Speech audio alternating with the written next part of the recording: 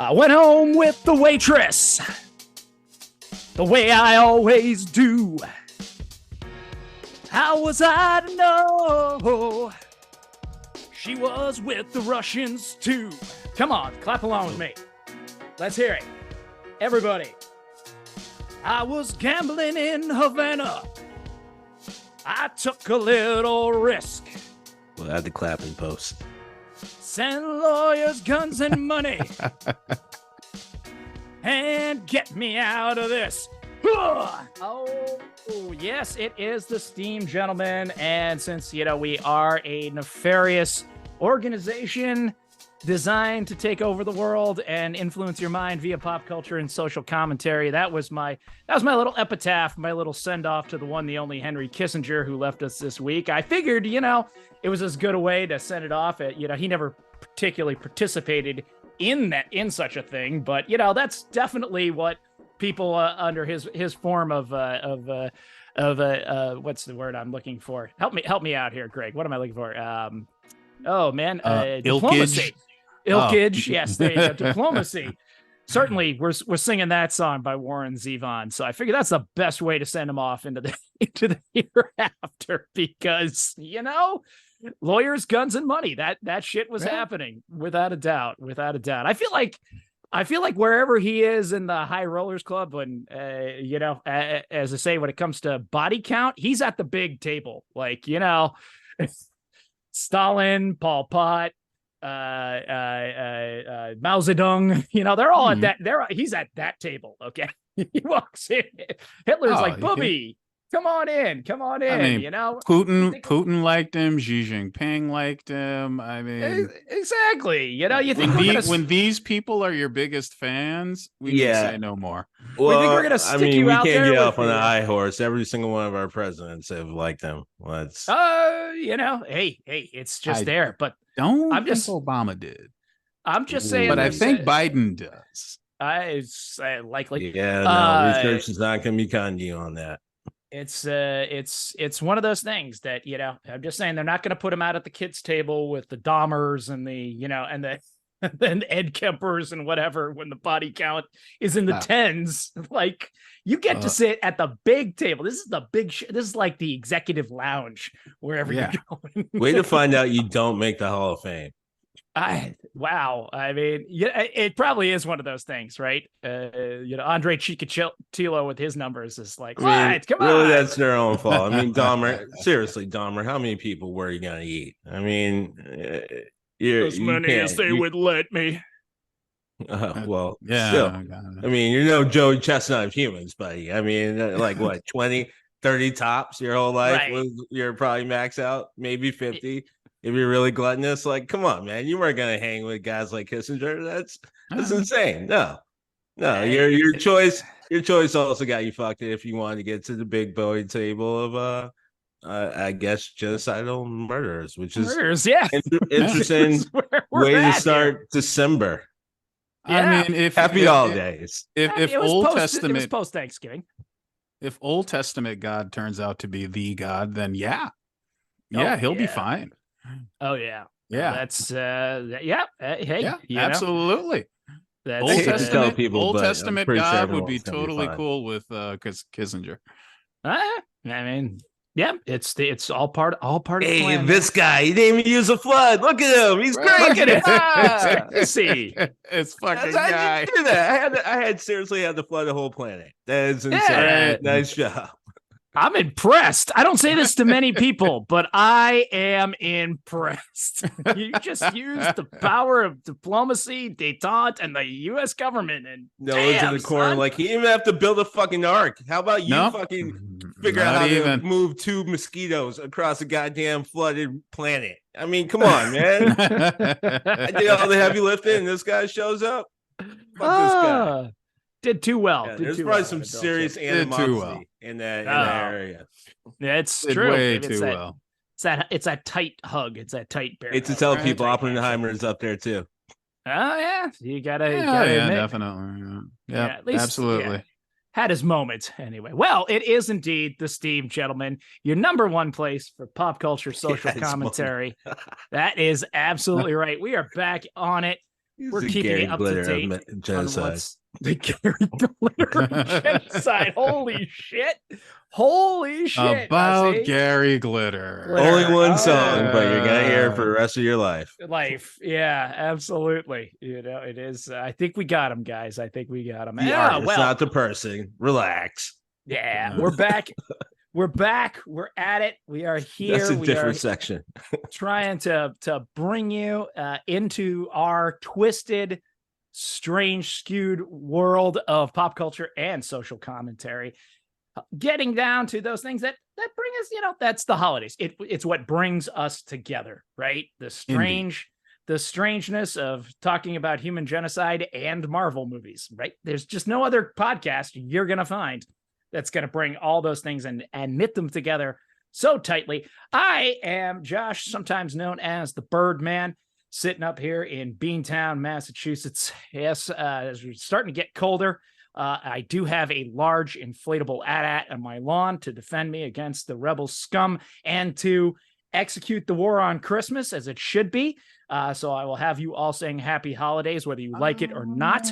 I am joined by my co-host, my esteemed co-host, starting with the man who goes by the name, the Three of Clubs. You never know what's coming next. Rashawn Smith, introduce yourself to the people. Tell them all how you're doing today. What do you do? How do you do? Happy to be with all of you. Good to see y'all. Hey, all right. He's happy. He's back. He had a little time stretching his legs, having a good time, a little time to relax, recharge his batteries. We're happy for that. We love it. I hope you and Sarah had a great time. So welcome back. Welcome back to it. Welcome back to reality. Sorry about that.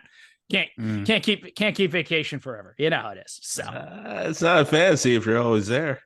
That's true. That's a good point. That's a good point. I think that's another t-shirt. Greg, get on it. Speaking of which, Greg, he is also known as the Star Child, the man, a one-man parliament funkadelic in and of himself. He can hold court. He can hold the ear of the queen herself, even though she's also shuffled off to the sweet hereafter. Maybe she's at the big table. It's debatable. Greg, what's going on? How you doing today? Here to remind everyone that only funk can save us this holiday season. Absolutely. Yeah, only funk can save us. Can I just take a moment to just appreciate the song "Levitating"? Is it Dua Lipa? Is that how you say your name? I do love that song. That's how, yeah. Yeah. I know. I said that very Caucasian. I know. I speak a fluent Caucasian. But that's most of her fans, and yeah, I think you said it fine. I just got to say the bass sounded more like song, a dad to me. Yeah, that's fair, and that's 100%. And my kids love the song, so they were playing it and busting a move to it the other night. My oldest Isaac is really getting into dancing. I'm digging it. I'm like trying to encourage him. I'm trying to say, hey, go take some dance lessons. It's good. Like go with that shit. But the bass line on that song is fire, guys. So just saying. Like listen to that and crank the bass. It's good shit and proof of what Greg just said. Only funk can save us. Absolutely. I think it's that's a good example of it. So whoever the bass player was on that track really snuck that in. But we are back. We are here. And again, we have picked a subject. We've reached into that magic hat and pulled out the subject to penetrate your ear holes and get your mind thinking along a different thought. And nothing, and I mean nothing, brings as much excitement as this next word I'm about to tell you. Sequel. Everybody loves it. Don't pretend you don't. Why? Because we know damn well they tend to gross more money than the first one. The very fact is, I didn't even really know about Nightmare on Elm Street until I knew there was a Nightmare on Elm Street 2. And then I knew I had to see Nightmare on Elm Street 1. That's all I'm saying. You're not wrong.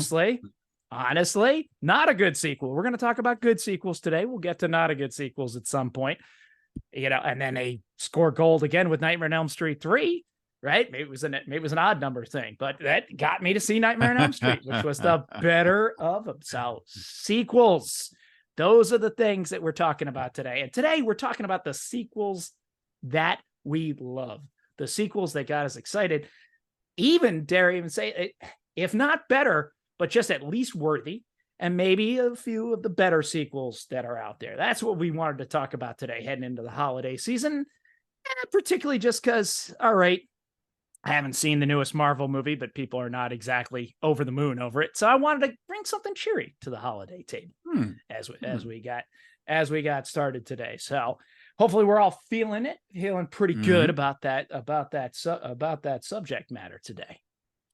I'm feeling all right with it. I mean, I want to do some honorable mentions, but I won't break into bad sequels, I promise. Okay. All right. All good. Well, we are good to go. I'm going to step on up to the plate here. I kind of brought this subject to the table, so it's only fair that I sacrifice myself to the great Steam gods here, right up front and talking about it. And since Greg mentioned honorable mentions, that's fair. I got to go with some honorable mentions here. Just a couple here to set the table, to whet the appetite, the aperitifs, if you will. All right. We always have to mention Empire Strikes Back because it's fair, because nobody knew if a Star Wars sequel would really work. And George Lucas bet the farm on it, quite literally built the farm on it. It was a hell of a thing. It delved deeper into the characters. It kind of expanded on the universe and really fleshed out what had just been a wonderful space opera. I will say I've always thought it lacked a little bit of the magic of the first one, only because it was just such a wild concept in the first one. There was a naivete and kind of a sweetness about the first one, and a fairy tale quality that this one then promptly takes away, right? And goes to a much darker place, or at least takes it back to the Grimm's fairy tale idea of it, rather than the modern fairy tale where the sisters in Cinderella chop their toes off to try and get their feet into the glass slipper. Yeah, that's the part they don't talk about much anymore, or the many various anti-Semitic tropes that were in the Grimm's fairy tale. So got to put out, and the fact, as I mentioned before, that I've got an inflatable AT-AT on my lawn going on out there, that got to get the honorable mention. Godfather 2, always got to be in the discussion. It's out there. I'm not going to delve too deeply into it, so I'll leave that out there for you guys if you want to. Almost feels like a prequel. Almost feels like it was written that way in the first place. Probably was not, but a very interesting idea. Very interesting that they had one heavy-duty actor play the character originally in the form of Marlon Brando, and then they kill him off in the first movie, so they bring him back in the form of Robert De Niro, which is pretty wild, and just showing how he comes to America. And you have the American story paralleled with Michael Corleone's rise to power now, all the way down the line, and how he truly takes over and consolidates the family. But it's tight, right? The reason we like it is the writing's tight. The characters are exactly the same. The feeling of it is all the same. Same director, really everybody's there for it, right? You had that same actor. You've got Diane Keaton playing her role, trying to play the voice of conscience and all of it. It's not going to end well. poor Fredo in the fishing boat. Yeah, like that's going to go on. And spoiler alert. Yeah, spoiler alert. And I will say I was never that fond of Godfather 3, but my father always was, because he knew opera and he understood the opera that was based on. So not going to totally stand up for Godfather 3, but I think it's worth maybe a rewatch and a little bit more of the research that goes in behind it. Do your research, that type of thing. Also gotta say I loved the Blade Runner sequel. I was kind of very surprised by how much I liked it. Thought Ryan Gosling did an excellent job. I thought, again, knitted things tightly together, and the acting in it was still first rate. They got enough Harrison Ford in it, but they didn't rely on Harrison Ford, if that makes sense, that it had enough of that story there. He's still an important part of the story. He doesn't feel like he's too tacked on, but he's not the center part of the story. And really, they invert the whole plot idea of the first one. You have a man wondering if he's a replicant, and the second one, you have a replicant wondering if he's a man. So really nice mirror images in it. But I wanted to just take a moment to really go to what I think is an underrated masterpiece in my book, and that is Dr. Sleep. Dr. Sleep. Now, I shouldn't be too surprised by how much I like it, because it's by a horror master, Yeah, again, I'll get to it in a second. Michael Flanagan.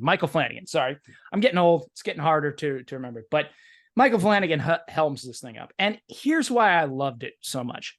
Firstly, let's go back to the source material.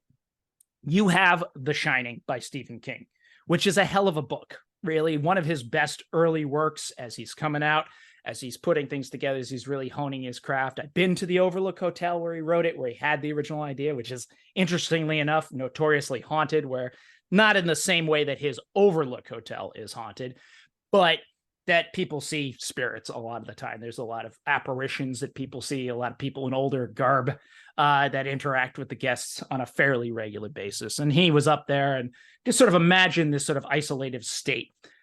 So you have his book, which is interesting because it is very different than the film that we tend to think of, which is, of course, Kubrick. Now, in Kubrick and in King, you have two masters of their craft. You have King, who's a master writer, who has all those pages, who really does a great job flushing out the character of Jack Torrance, who is a questionable man, but he's an everyman. He's he might be a questionable man. A questionable man. He's got his problems for sure, but he's not necessarily pure evil. His problem with Jack Nicholson's portrayal of Jack Torrance was always that he was so clearly off his fucking rocker and an evil son of a bitch right from the get-go. But in Kubrick's film, you have this masterclass of a horror film, right? Kubrick looks at the source material and says, boy, there's a lot of good stuff here, but I can't make it into the movie that I want to make. I want to make a movie that grips you from the first frame, and it does. As soon as you hear the New World Symphony start, you know you're in for shit, right? You know there's going to be a fucking horror show and an absolute terrifying ride right from the get-go. And it is, which was, interestingly enough, always what Stephen King objected to. Like, he wanted the terror to come from the idea of the fact that it was from somebody that you knew. It was somebody in your family. It was someone that was there, that was personally connected to you. And then you have this entry of Dr. Sleep, which is partially inspired by King's writing. But what Flanagan does in his treatise of this is to me, it's so amazingly good. He takes the elements from King's writing, some of which were left behind in the original film, and then he blends them with a lot of Kubrick's mood and lighting, and also the use of music, the use of the heartbeat, the thump, thump, thump, thump, thump, thump, the way to build tension. But what does he do? He focuses on Danny, who is now grown, played by Ewan McGregor, right? Who's now grown up. And what does he make the whole thing going? He makes the whole thing going as he makes the entire story based around Danny's childhood trauma, right? And that's what makes it so ingenious. It is Danny coming to grips with his childhood trauma. Danny is an addict, just like his father. He is an alcoholic and an addict, and he's done some terrible things, and he has to face those things. And he learns, not only does he have to face his metaphorical demons, he has to face his literal demons. And he comes face to face also with a young girl who has the same powers that he does. And he has to, in the end, he's up against a new enemy that is out, sort of a vampiric enemy that's out to take the energy from other children like himself. And it just was such a wonderful, scary ride, but also tender and also well thought and well put together. The way he weaves this story together that brings them inevitably back to the Overlook, where you know it's headed from the beginning, but yet the character still does not want to go back there. And I think this was my favorite part of the whole thing, and why I just fell in love with it so much. He got actors who are reminiscent of the original actors to play the Shelley Duvall character, Wendy, my own mom's name, and Jack, right? Looks like Jack Nicholson, but they're reminiscent of, and you can tell they're playing those characters, but they don't try to do a bad impression of either of the actors. They don't go over the top with it. And why do I love this so much? Why? Because this isn't their story. We saw their story in the first movie. This is Danny Torrance's story. And why do they look a little different? Why do they sound a little different? Because it's in Danny's mind. This is how Danny remembers them. So it's not inaccurate, but this is how Danny remembers his father. This is how Danny remembers his mother. And it's a little bit different than what we saw before, right? And it's still that, it's all of those things coming together. So he weaves this story of a classical, really a vampire movie, honestly. If when you look at the high points of the plot, I don't want to give away too much, but you look through it. But you got that, and you've got this coming to terms with childhood trauma and addiction and abuse, which were always themes in the Kubrick film.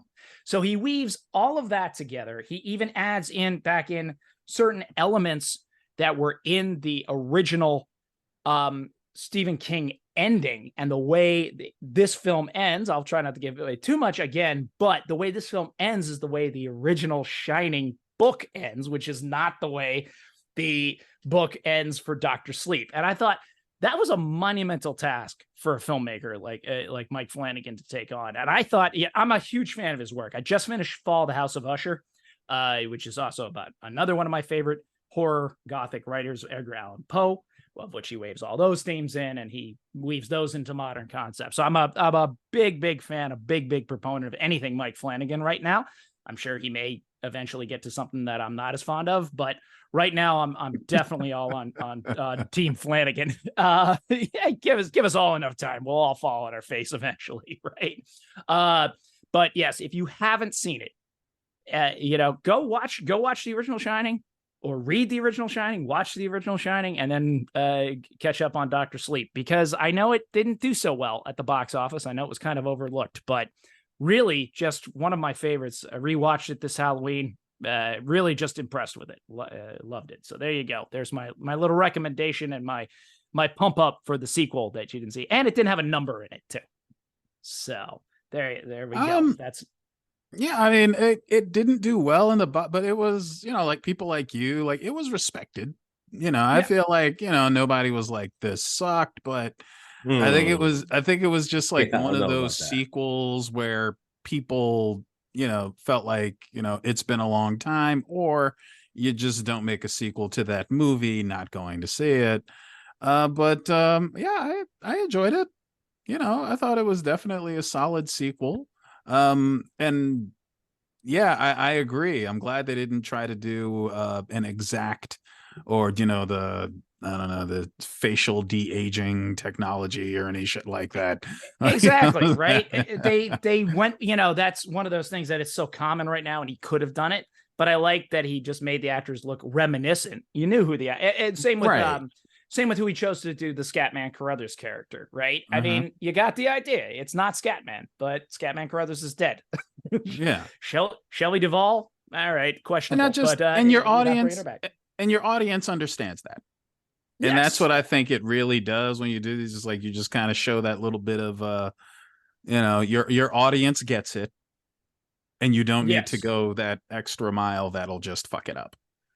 Yes, I think it was that. And also a shout out to Rebecca Ferguson, who plays the bad guy of Rose the Hat. I just thought she an understated, scary as hell performance. She doesn't go over the top with it. She's not in your face, but it's like, oh God, she's really scary because she looks frankly pretty and like anybody else. And it's like, oh my God. Right, you're the evil that sits amongst us, right? And I never would suspect. It's like, oh, so yeah, I give it on that. I give it up to her for that. All right, Rashawn, how you feeling, man? What's going on? Feeling great. How are you guys? Doing all right. All right, let's get you up in the batter's box. Let's hear about your favorite sequels here. Starting right now. All right, starting right now. Well, considering we are now in the month of December, which should be somewhat of a nicer month, you would think that Josh would have me avoid the subject where I just don't spend 10 minutes lambasting Vin Diesel's projects and all the sequels that have been birthed. I mean, I could go in that direction. I mean, you can. I definitely have time. You would think I would spend this time, talking about all the Fast and all the Furies, or all the Riddicks, whatever flavor you want.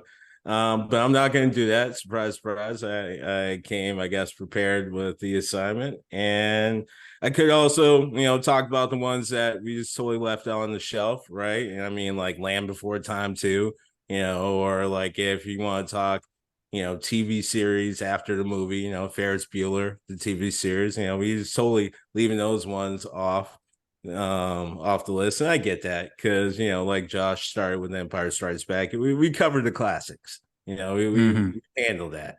Like Highlander too, just sitting right there in front of us. We'll but get that I get, like, like we want to get the crowd with the new hits, right? Like we can't just keep showing up and working for the weekend. So, I understand that, and we're not going to talk about the ones. I also, frankly, could spend a little bit of time about the ones who got away with murder, and frankly, only could exist in the time that it was created and released, because any other time frame outside of when these movies come out absolutely would not work. And yes, I'm looking directly at you, Terminator 2.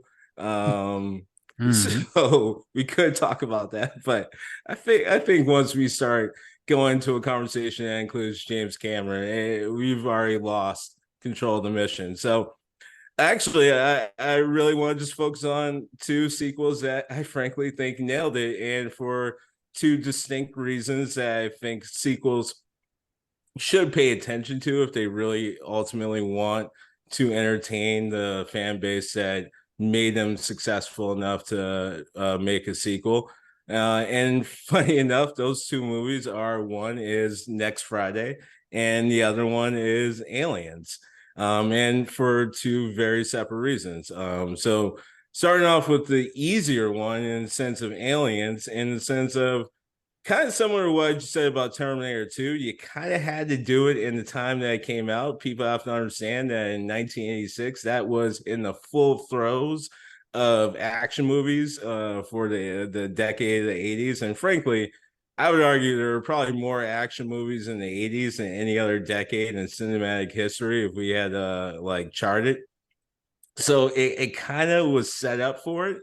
Also, let's be honest, a lot of people that loved Alien at first were, I wouldn't say highbrow, but definitely adults, definitely people that were, upper 20s and above, and not necessarily that's a bad thing. Obviously, there have been sequels that have capitalized, in all seriousness. Josh has brought up many. Godfather definitely jumping out there where adults are going to lead the charge. However, again, we're talking about the mid 80s, and if you didn't have a fucking machine gun, why were you even there? So that actually, weirdly enough, even drama movies kind of fell into that formula. So the 80s kind of stayed true to that shit, for real. And with that said, I'm funny enough, Cameron. When you understand aliens and what they did and what they accomplished, you understood, like, hey, people want to be entertained for this movie. They understand what the property is. The property isn't necessarily the jump factors, which they did have. They did pull off in Aliens. It was, and not necessarily the full story, because obviously, if we're going to compare stories, Alien is going to, be a little bit more in a different weight class than Aliens. However, to be fair to the individuals that made the movie, when you watch the full version, there is a decent amount of story that's involved that, does an all right job connecting things to the beginning. And had they put the whole thing together in the theatrical release, I don't think it would have lost any steam. However, point being is the edited version that we got in 86 was straight to the point, which is basically like, look, you guys know what the fuck we're here for. It's these weird ass, scary ass, sheer black, not by accident, monsters. And before anyone gets too crazy, think about the atmosphere of space. It's kind of hard to fucking not see, or it's kind of hard to see things that are sheer black in the emptiness of space. So that said, it's like a weird ass camouflage that fits in the world of the reality and the real, and where we exist as a viewer, because what's also sheer black, the shadows. So, it just builds in the fear that works with it. And also, we want to see some shit blown up. And again, machine guns. Why are you here if you don't have machine guns in the mid 80s for action movies? And they pull that shit off. They even set the stage with flamethrowers. Like, yeah, fuck it. We don't just need machine guns. We need flamethrowers and rocket launchers and fucking car tanks that will just run over shit. And also let's get that woman who's gonna end up being Terminator 2. We're wow, Cameron, you did it to me again. So that's Aliens. I would argue is at least one of my favorite sequels, and I guess if we looked at the box office numbers, it's probably not going to be in the heavyweight class for success. But I would argue, as far as fan success and fan appreciation, based off of the original property of Alien, I would argue it's up there in at least top 20. I think it was a hit. I mean, I really do. No, I know Okay, it was gotcha. a hit. That's the more I'm saying, like when we start stacking up box office returns of sequels, I'm not sure it's even in the top fair. 50. So, and then the other one was next Friday. And here's the deal. Friday in a lot of movies is a very underappreciated full movie. A lot of people focus on the comedy of it, and it makes sense considering, you have actors like Chris Tucker, who a lot of people didn't know was a stand-up comedian before the movie. So they just kind of saw him as a clown, not appreciating the character of Smokey and some of the sort of ways both his interaction and Trey's interaction had a lot to do to make the comedy stick. It wasn't slapstick. It was much more character built, in both individuals actually doing a really good job acting, as well as setting up a really great supporting cast that made a comedy that was much more of a full movie.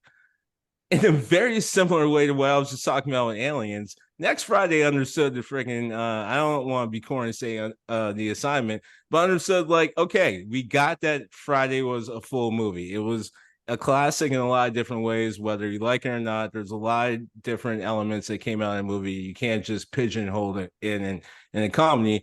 So to follow that up would be a mistake. You're not going to be able to do it. The comedy, the humor that came from that movie had a lot more to do with the ability to actually portray and build and push the character development throughout the movie to make it make sense. Sure, there's some things in the beginning make you laugh, but when you look at the whole movie all the way through and all the elements that end up factoring into the final result or the conclusion of the movie, a lot of it is even more profound, not from a hard way of looking at it.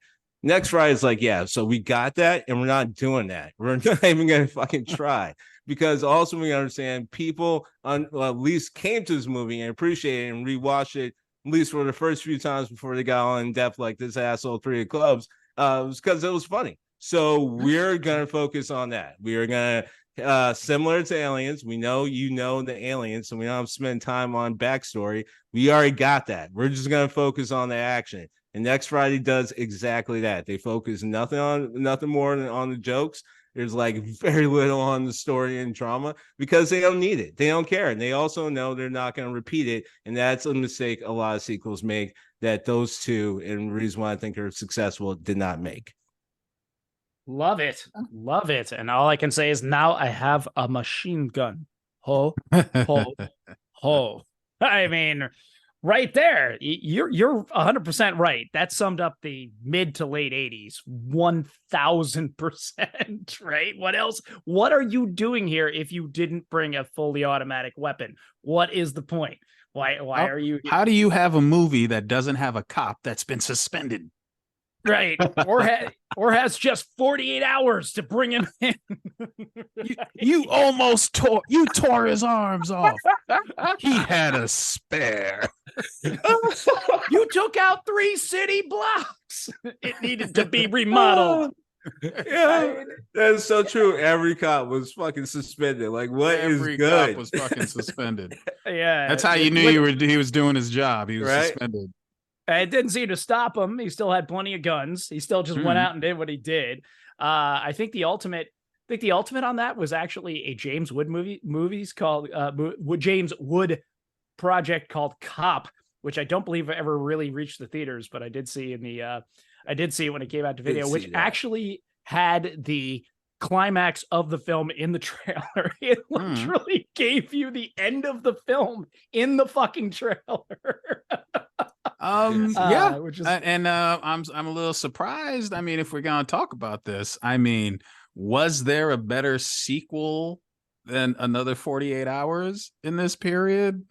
Because Another 48 Hours took the premise of 48 Hours and just said, let's make this stupid. Let's just fucking make this shit stupid. Well, and it just ran with it was just so ridiculous and over the top and fucking brilliant. It was I enjoyed the shit out of Another 48 Hours. Well, Greg just took us all 10 minutes in less than 30 seconds. But with that, let's bring it back to the Star Child with that jump off point, which is a legitimate one. I mean, you know, Another 48 Hours is a good place to start. But Greg, what you got for us? I everybody wants to do, like, you know, The Dark Knight, which, you know what, wasn't one of my favorite sequels. I love the movie, but it wasn't one of my favorite sequels. Joker does way too much monologuing. I just wasn't that great into it. And obviously, you mentioned Terminator 2 and Ghostfather and Godfather, which, you know, obviously two probably the greatest sequels. So I'm going to talk about sequels that you didn't know were going to be better than the originals, but let's be honest, was. Because The Godfather is definitely on that list. But I remember specifically when I was a kid, and that's kind of what made me think of this topic, was I thought for the longest time Superman 2 was the first Superman. Because it was so much better than Superman. I mean, It just really was. Yeah, it just really was. Right? So I think I saw Superman 2 first, and then when I saw Superman, I was like, that's not how time works. That's not how time works. Like, it's not how time works, Superman. So for the longest time, I swore up and down that was the first Superman movie because it was so much better. But Superman 2, not only did Christopher Reeves totally step into his own, not only did Terrence Stamp step totally into the hamminess of that role, but the special effects were a little bit better. You know, like, they did what they could. The special effects were a little bit better. And I think it's like 81 by this point. I mean, yeah, exactly. Yeah. You got what you got, right? You got what you got. Yeah. He's going to throw that hubcap, that manhole cover, and we're just going to try to make it work.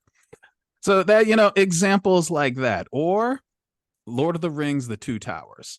Okay. Now, okay, obviously it was in the series, but the fact that it gets you to care about so many more characters, like they throw in so many more characters. Theoden, you wanted to know how things are going to happen with Theoden, what was going on with Saruman. Now, you saw Saruman go bad in the movie before, but now you have to understand that he is in this position between the Dark Lord and massive amounts of armies. And not just that, yo, man, he made me care about talking trees. There were talking trees. There were talking trees spouting poetry in this goddamn movie. And I was like, yo, Treebeard's flowing. I was like, yeah, drop that shit, Treebeard. Yo, come back to me. Yeah. Like, he made me care. He made me care about Gollum, this little, you know, Middle Earth crackhead looking for the motherfucking ring. You know what I mean? He's like, the Smeagol. He's fucking... CGI was pretty decent, especially for that time, but Andy Serkis just makes you care about this little ring fiend, and you're not supposed to. And then, you know, for the time, that battle sequence at Helm's Deep, wow, just amazing. It makes, you know, the Fellowship wandering around in the middle of nowhere look like nothing by the time you get around to the Two Towers. Like, you felt like you were in for a completely different movie experience. Another one that shouldn't have been as good as it was, I'm gonna say, is X-Men 2. Don't get me wrong, first X-Men movie was solid. It was good. You know, a lot of people, you know, they didn't, you know, feel like the powers got used enough, or, you know, the special effects weren't good enough, but it was a good movie. The second one, again, touching on Wolverine's background, talking about Stryker, bringing Magneto back in so you can see him and Professor X's dynamic a little bit more. You cared, and the way that you didn't feel cheated, because the way that they used the mutants that they did bring up, you felt like, yeah, you gave me enough of their background and enough of their powers to say that's a cool fucking character. Like, I feel like that was definitely worth bringing into the fold. You shouldn't have cared that much, but you did. And then, obviously the third one didn't work out, but I think the way that they brought in the mutants in the second one, as opposed to the first one, where, like, especially the ones that were on Magneto's side were just kind of, grunting thugs. This one, everyone feels like a character. Everyone feels developed. And again, special effects were considerably better. I don't mean to keep harping on fantasy and sci-fi and superhero movies, but let's be honest, those are usually the ones that get the most sequels. So great. Right. This is a safe space. It's good. Yeah, thank you. You're good here. Thank you. There was no Glenn Gary, Glenn Ross 2, and so I was like, just roll with it. The room. It's maybe, yeah. But spoiler room, yeah. I'm gonna say Spider-Man 2, same thing. The Sam Raimi Spider-Man movies. Now, don't get me wrong.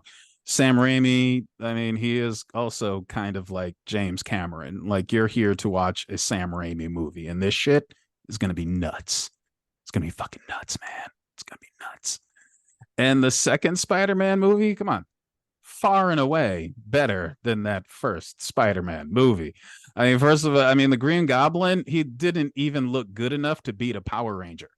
Like, he didn't even look that good, like, what are you doing in this weird, this isn't the Green Goblin, this is Green Goblin cosplay. No. In the second movie, they just make Dr. Octopus. Like, they actually take the tentacles, nail them into his back, and he's going stomping around Manhattan, and, actually has, a reason to kill Spider-Man. Yeah, the power of the sun thing, whatever. He's a villain, and this is a Sam Raimi movie, and he's going to do this. We're just gonna watch it. But the way Alfred Molina played it, even though it was Sam Raimi directing it in his usual fashion, you still cared. You cared. Like, you honestly felt some sympathy for this guy who now is stuck, trapped in his own invention, which is usually how these supervillains come around, and he needs to get a hold of some kind of power again, like some kind of control again. He thinks this is the way to do it. Honestly, did not plan on liking this movie that much. I'll be honest, because the first one did not wow me, but I think Spider-Man 2, way better than the original Spider-Man. Wow, can I do one more? Oh yeah, you got some time. All right, cool. Another one, Hellboy 2. All right, this is the second one, right? Hellboy 2, right? Remember that? So much fucking better than the first Hellboy. Not that you hated the first Hellboy, like, I feel like you kind of have to keep throwing that point in, like, it's not to say that the first one was bad at all. But the first one, it just kind of told the basic story, like, I don't think that it really added anything to the lore, but it just introduced you to everyone. By the time you get around to the second one, they have just developed this world. Like, you feel like you're stepping into this world. And at the time, there was this guy, his name was Luke Goss. And he was, I don't know if he was more of an action star or what, but he was actually in Blade 2, which, shit, I think that could be on the list too. Yeah, but anyway,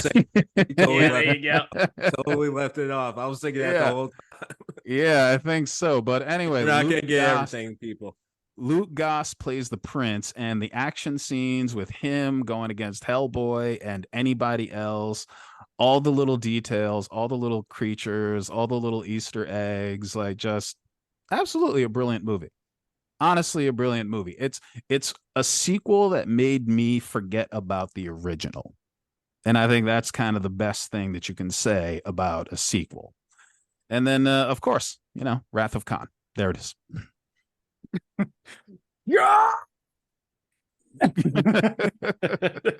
Put an earworm in my head. Right? Well, I wanted to, well, firstly, I know I showed you, Greg, how to make your Alexa scream con, which is, one of my towering achievements in life. I did want to thank you for throwing out a little love to the first two X-Men movies, because I feel like there's a lot of like it's hip to hate on them and to talk shit about Singer's first two X-Men movies. But I'm with you, man, for everything they had at the time. It was 99 and then 2000 or 2001. Absolutely, yeah. And there was no Marvel Cinematic Universe.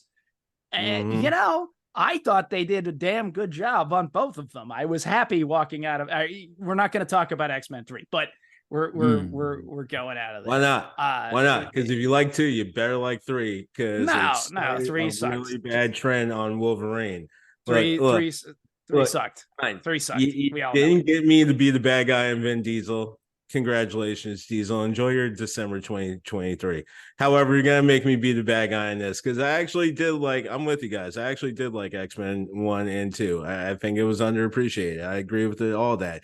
However, you also make a point that I don't think lands the way you may want it to, which is they weren't the MCU. They took way too much goddamn time. They acted like they had like basically a 10-movie arc, and they flush things out in such a slow ass pace with a lot of the characters. When you actually break it down, the only character that actually got flushed out was Hugh Jackman's Wolverine, which already started off on a bad fucking foot, because similar to Storm, everyone's looking at him like, that doesn't look like those two characters we know. Fucking Wolverine should be like barely 5'3". And Storm, definitely not light skinned. So, there's a lot of weird things that are just coming right out at the beginning. But again, I agree, it's underappreciated. However, I don't know. I think they could have helped themselves out instead of just being like, well, we have Hugh Jackman. Have you seen him? What about now? Here's a butt shot, ladies. I put Hugh Jackman because I was one of those people who were like, no, and who the fuck is Hugh Jackman? So I was definitely one of those people. But I mean, especially after Logan, it's his part. All right, here's now. It's his part. You got me on it. No, come on, man. Because that was I think that's the best part about Logan was he died with the character. So like, I by Logan, fine. I'm with you in that, and I think frankly, Logan should be treated almost separately from everything else in the whole Hugh Jackman Wolverine series, because it was that good. It was so laid out. Like, frankly, it was of the series, it was the best one and damn near perfect. I want to say it's damn near the best Marvel movie. Like, take all of them. I'll go out there with you on that. Take all of them. I agree with that. That was out there. Take all of them. Yeah. I'm having just all right. Hang on. Story. I'm thinking about Halle Berry. So you got me distracted there, Rashawn. But okay, all right. Let me come back down to earth. Okay, all right there. We're all good. Halle Berry naked time. I had my Halle Berry moment there. We're good. We're back to it. All right, we're back. We're focused. Take a deep breath. Just get to your copy of Swordfish. You'll be all right. It's all good. Or Monsters Ball. Monsters Ball. Right? Oh. Oh shit. Yeah, it read my mind. All right, not too hard to do. I'm a simple man. But yes, I'm glad that we took the time. I'm glad we delved into that, and we really got, there's a lot of reasons to not like sequels, but Jaws 2, looking at you right there. Hey. Oh, you know what? I'll wait until my call out, because. Well, I mean, my favorite statement on Jaws 2 was by Richard Dreyfuss, who said, not regretting not being in that picture was like regretting not falling down a flight of stairs. Was what that's a direct quote. So that was his feelings on that particular project. But it was nice to take a moment. Have you checked in with him recently? Have you checked in with good old Dick? Hey, I'm just saying at that particular point in time, okay? And I like the Goodbye Girl too as well, all right? So sue me. Greg, just because you brought up Blade 2, got to give a shout out to my boy Brian Walsh, who was the on the team that helped design those vampires in the second movie. Cool. Like, so he was actually the special effects guy who helped put that together with the specialized vampires in that one. So got a personal connection. So Brian, hope you're doing all right out there. I see his always see his updates for Halloween. I mean, that movie, especially because coming off of Blade, which was great. Blade was a great movie. I love Blade. But at the same time, the second one, totally different vibe. You were so much more impressed by the villain again and the position that Blade was in. It was just so much smarter. The action was so much better. Like, again, because of Blade 2, I don't really think about Blade. I hear that, though. I will say this for the original Blade, I loved the opening with Tracy Lords. I absolutely fucking loved it. I love that movie. I love the movie. I liked it. Yeah, definitely. And but Greg makes a good point. Opening. Blade 2 makes it easy to forget. That was like 98, 99. I was going to raves. I could totally have seen myself there, and I just loved just the whole scene. It's a thing of the time, kids. If you watch it now, you're like, what the fuck is this shit? But I'm like, yeah, but that's what we did. We'd go to abandoned warehouses and you could totally end up being killed by vampires. Okay. This could happen. It struck a chord. What could I And it was fine. Yeah, absolutely. It was, we wouldn't have cared. I didn't do my honorable mention because I do want to talk about a sequel that was not great, but I think deserves more respect. RoboCop 2. Oh. I was actually thinking about that and making a case that it should be considered a way better sequel. It is. I mean, I think the comments that it makes about designer drugs, about taking that, idea of corruption a step further. Those machine. Yeah, exactly. And the idea that, of course, corporations are just going to make more RoboCops. Of course they are. That's it. Of course they we fucking got a would. Success here. We're going to make the next one. We got to make the RoboCop second generation. Absolutely. Yeah, I'm a little disappointed in you, gentlemen, that you didn't bring up one of our origin story sequels, which was Pacific Rim 2. That's true too. Where we all started going on out, and we're going to have to. Do we not mean anything to each other? That memory. I do have to see Napoleon. I do have to see Napoleon on the big screen. Oh, that's true. That is going to happen for me. I don't know if you guys want to come on. I'm down. Who's with the me? IMAX version of it? I'm down. Let's do IMAX. Let's do it up right. By the way, quick tie-in back to the original. When it comes to RoboCop 2, directed by the one, the only Irvin Kershner, who also directed Empire Strikes Back. So there you go. All right, there we go. We brought it all together, guys. We solved it. We contextualized. You won't be surprised at all to know that Empire Strikes Back is not one of my favorite sequels. I am not surprised at all. It's not. I thought it was a solid sequel. Yep. I thought it was trying way too hard to stretch out what was essentially a very simple little fairy tale, as you say. Do you know the story? But it was good. It was good. Yeah, it made me want to fly around on the Millennium Falcon a lot more than the first movie. Fuck yeah, it did. Fuck yeah. Hey, be happy that's the version you got. It was going way off the track before that. All right. The tracks. We'll leave Greg to his space in the Starbucks, just doing what he's doing here. We are the Steam Gentlemen. We are on the socials. We are the Steam Gentlemen podcast on Facebook. We are Do You Even Steam Bro on Instagram. We are out there on Twitter. Where are we? The Steam G's, plural, all that. So, come on, check us out in between, Elon Musk telling the Jews that they deserve all the hate they get, whatever. Hang on out. Try not to be a Nazi. We're cool with that. Do your best. Yeah. Please go. Yeah. Do your best. Please go on over to, low bar. It is a low bar. I mean, but we've reached a point where don't like Hitler is a low bar. That's where we're at in society. James Cameron, raise it up. We are there. Please go on over to iTunes or Apple Podcasts, Spotify, anywhere you can. Rate, review us. tell a friend, then tell a friend, then tell 2 friends, and tell 2 more friends. Spread it on out there. Get that. We want to spread this and just spread it like a virus and just bring it all on and just get everything working together. Rashawn, what you got going on? Like normal, try and make it to the next weekend, make it to the next paycheck. I would like to say a shout out to all the people out there making movies. Since we brought up some problematic situations in directors and movie makers, I want to say try not to drown your people if you're going to make a movie, since we're talking also low bars. And also, again, it is December, so shout out to some of the true Christmas movies, starting with Die Hard 2, which actually is a Christmas movie stated in the movie, or things like I was thinking about the other, Jaws of Revenge, since we're gonna be bringing out classic sequels. Shout out to the other Christmas movie, Jaws of Revenge. I would agree. Holidays. I certainly would agree with you on that factor. And it was recently pointed out to me in Something Truth. First Blood, the actual original one, the one that's deep, also a Christmas film. If you look in the background, they're in the Pacific Northwest. They got their little trees up there. So yeah, I think we can safely and understandably correctly put Die Hard 2, and First Blood all in the Christmas category. I'm with you on that. I'm hey man, hey, that one. Hey, Bubby, I'm your white knight.